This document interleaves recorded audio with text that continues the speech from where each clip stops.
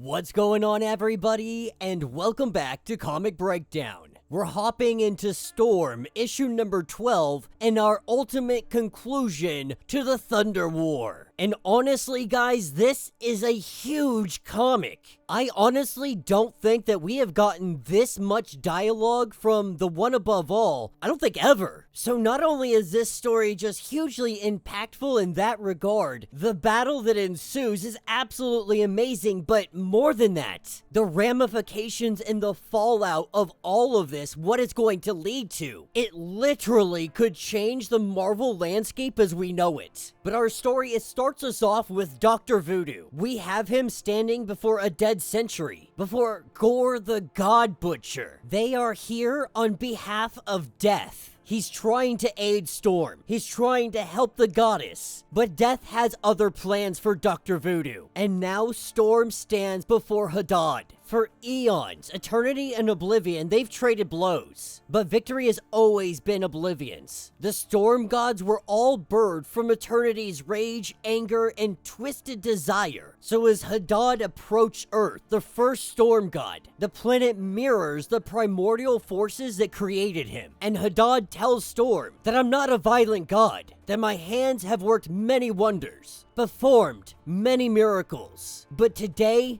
you're gonna die by them. And we see Hadad just lay down a beating. While he beats the living crap out of Storm, Hadad's letting her know that my desire is not to see you die like an animal, that my fight isn't even truly with you. My fight is with the cosmic entities. They've told you nothing about why I seek the end of everything. They've told you nothing of why you and your planet must die. But Storm doesn't care. The logic, the reasoning, she doesn't care to hear any of it because the only thing she can hear is that you want to kill everyone I love and the planet I call home. This is more than enough for her to stand against him. While he battles, he tells her that you have never woken your boundless eyes. You have not looked through time to learn of the host before you. You know nothing of the eternal madness, the insane, the eternal Hadad, the devastator. As it stands, you barely know the eternal Storm, the power that you're even now struggling to wield, something that he dominated. The primordial abstract entities drained the living tribunal, used their power to wage war against the One Above All. And so of all the cosmic entities that Hadad has ever faced, he tells Storm that you'll only be remembered as the weakest I have ever faced. Now this is what takes us to the House of Ideas. This is what takes us to this historic moment of the One Above All having a absolutely fascinating conversation with Eternity. And the One Above All, he starts off the conversation by saying that sometimes I wish I had created my children to require substance like you did with humans. Going on to explain that even he, the One Above All, believes that Eternity has always been the superior creator. But right now, Eternity is more concerned because Hadad is headed for Earth. Hadad will find Eternity's heart at the core of the planet. This would end Eternity. Eternity would cease to exist.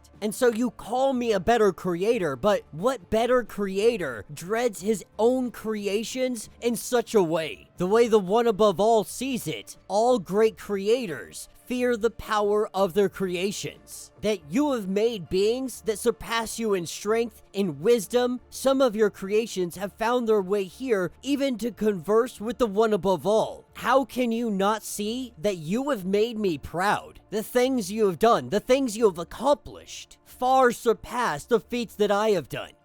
But as Eternity goes on to flatter the One Above All, this puts the One Above All at pause, and now wonders, what do you want from me? And what Eternity wants is for the One Above All to stop Hadad, to put an end to this, to stop this before he destroys him and Infinity, before the universe is destroyed. And the One Above All finds this rather interesting, because the conversation started with, I have come to bargain for the fate of the universe. But what have you brought to bargain with? What precious possession do you own that my desire would be to separate from it? What sacrifice are you willing to have? What sacrifice will wash away your atrocity? You caused the slaughter of Oblivion, the one above all's first son, the void from which everything came. What makes you so deserving of the one above all compassion? This is where the one above all says that I am the joy of new birth. The love that makes a being sacrifice its life for another. The hope for a better tomorrow in the face of tribulations. That I am the goddess and mercy that you really hope to find here. But I am also wrath, justice, retribution, and vengeance. After countless eons of protecting you from black winters, this is where we see eternity start to sink.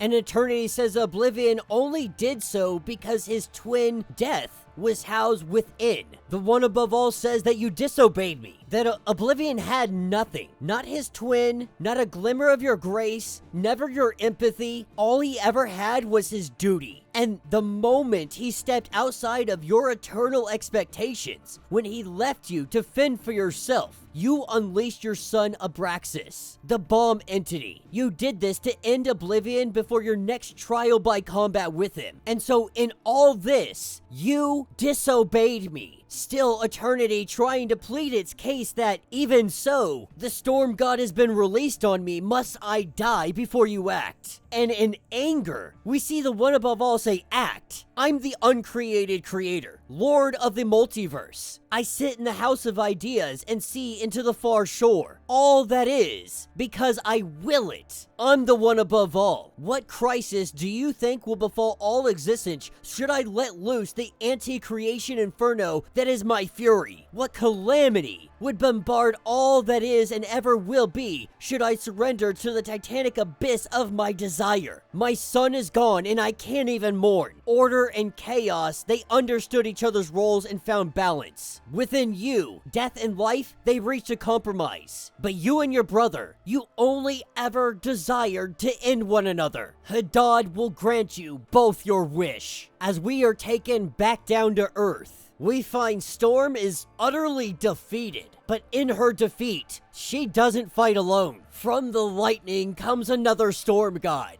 Comes Beta Ray Bill. Now, Beta Ray Bill, he jumps into this fight, but even he is no match for Hadad. He is nothing more than a temporary distraction. All this giving Storm the opportunity. She jumps at Hadad and lightning coming from her eyes. The lightning coming from Hadad's. This lightning clashes. Mistress of the elements. God Eater. The Omega of Omegas. She is more than ready to die to protect her homeworlds. To protect her universe. She will do all and anything that is necessary. As this battle of epic proportions unfolds, in the House of Ideas, we see the final conversation between Eternity and the One Above All throughout this comic. And the One Above All, he goes to Eternity and pretty much says, like, our creations, they can seem so vastly dissimilar, but our experiences as creators are all too similar. It is easy to be the tortured artist, to doubt your work, to hate your craft.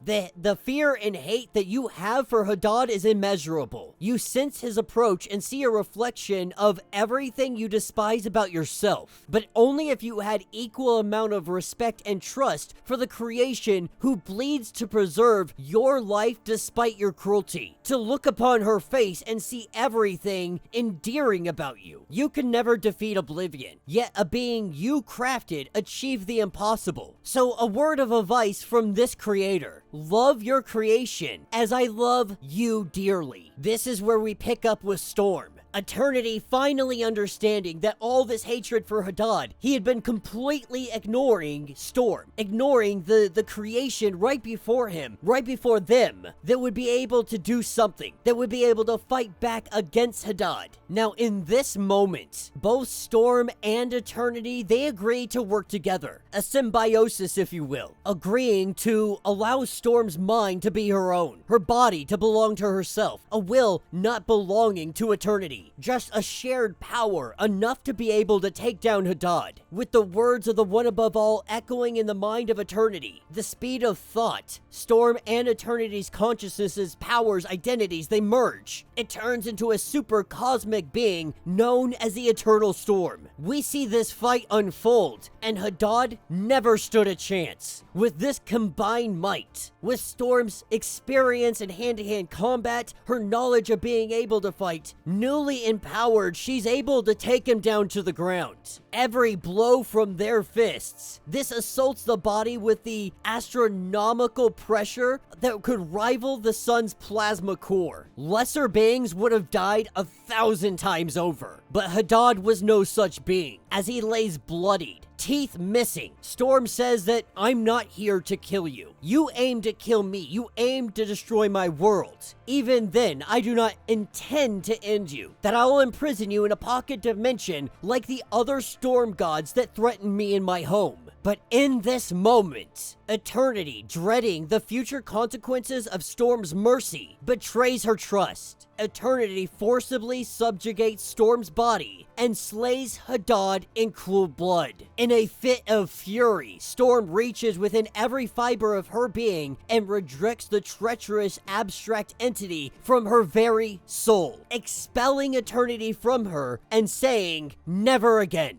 never again will Storm trust our universe." With this ultimate betrayal bestowing Storm, we pick up at the royal palace in the realm of death. And Death is letting us know that she's allowed herself to remain imprisoned, stayed confined because she deemed her judge just, jailers justified. But now her brother Oblivion has been failed by the creation of Eternity, yet the living tribunal has dealt no punishment. The One Above All does nothing. That's why Dr. Voodoo has been summoned here. He will be the executioner's blade. He will be the avatar of death. They will wage war on all those responsible for taking the life of Oblivion. Dr. Voodoo will serve as a battle general in the crusade that will be known as the War Above All. And that will be the end of this issue. Come on. You can't tell me that that was not a freaking phenomenal issue. You can't sit back and tell me that wasn't good. Absolutely amazing. Knocked it out of the park, 10 out of 10. They freaking nailed it.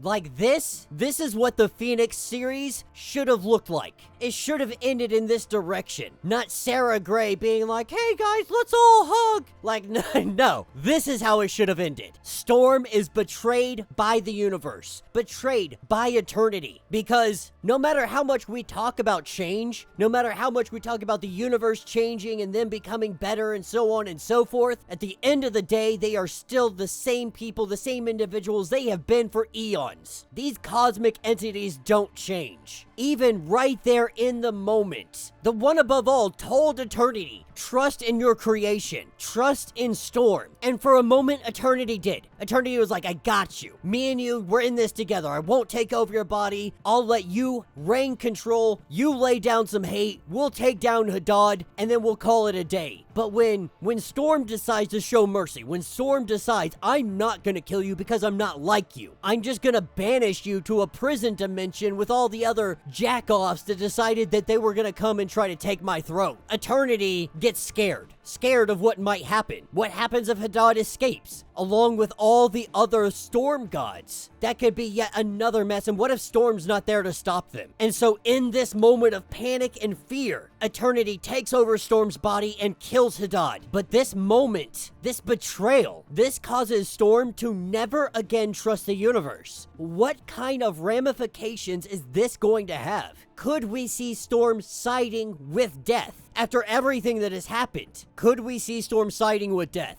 Or are we going to see Storm go against Death because she has taken prisoner Dr. Voodoo and enlisted him into her army? And then we have the story, the conversation with the One Above All and Eternity. Like I said, I'm pretty sure this is like the longest dialogue, the most dialogue that we've ever got from the One Above All. He's always been kind of cloak and dagger, always in the background, maybe saying a thing here, maybe saying a thing there, but never really like full-blown, huge panel conversations. And if there was, it's so extremely limited that you can only point to like 1 or 2 examples of it. So it's really nice that like we're sitting here in 2025 and we're kind of getting a glimpse of that again. We're kind of bringing the cosmic entities back around, and this has been a slow moving thing that I've been saying for a while. Whether it be Jonathan Hickman's Gods, whether it be Phoenix, whether it be Storm, we're seeing this real big push in the overall titles to move towards cosmic entities and a